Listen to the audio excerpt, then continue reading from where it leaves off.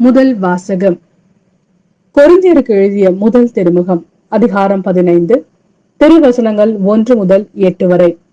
சகோதர சகோதரிகளே, உங்களுக்கு நான் அறிவித்த நற்செய்தியை நினைவுறுத்த விளைகிறேன்.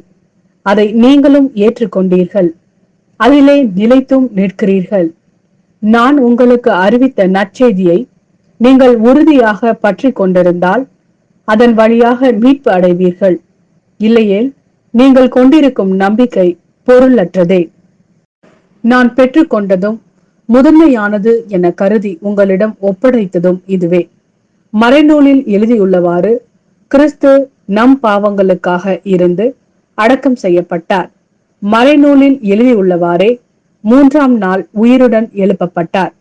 பின்னர் அவர் கேபாவுக்கும் அதன் பின் 12 தோன்றினார்.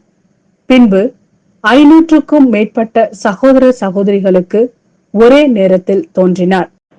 அவர்களுள் பலர் இன்னமும் உயிரோடு இருக்கின்றனர், சிலர் இறந்து விட்டனர். பிறகு யாக்கோப்புக்கும் அதன் பின் திருத்தூதர் அனைவருக்கும் தோன்றினார். எல்லாருக்கும் கடைசியில் காலம் தப்பி பிறந்த குழந்தை போன்ற எனக்கும் தோன்றினார். இது ஆண்டவரின் அருள்வாக்கு. இறைவா, உமக்கு நன்றி. யோவான் எழுதிய நற்செய்தி, அதிகாரம் 14, திருவசனங்கள் 6 முதல் 14 வரை. இயேசு அவரிடம், வழியும் உண்மையும் வாழ்வும் நானே. என் வழியாய் அன்றி எவரும் தந்தையிடம் வருவதில்லை.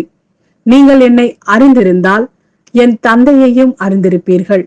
இது முதல் நீங்கள் தந்தையை அறிந்திருக்கிறீர்கள், அவரை கண்டும் இருக்கிறீர்கள் என்றார். அப்போது பிலிப்பு அவரிடம், ஆண்டவரே, தந்தையை எங்களுக்கு காட்டும், அதுவே போதும் என்றார்.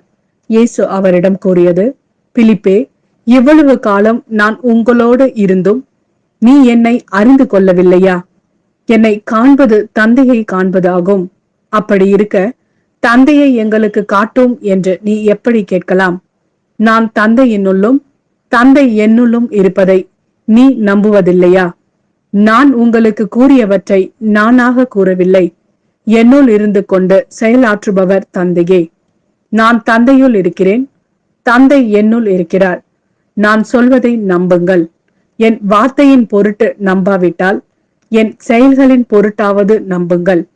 நான் செய்யும் செயல்களை என்னிடம் நம்பிக்கை கொள்பவரும் செய்வார், ஏன் அவற்றை விட பெரியவற்றையும் செய்வார். ஏனெனில் நான் தந்தையிடம் போகிறேன் என உறுதியாக உங்களுக்கு சொல்கிறேன். நீங்கள் என் பெயரால் கேட்பதையெல்லாம் நான் செய்வேன். இவ்வாறு தந்தை மகன் வழியாய் மாட்சி பெறுவார். நீங்கள் என் பெயரால் எதை கேட்டாலும் செய்வேன்.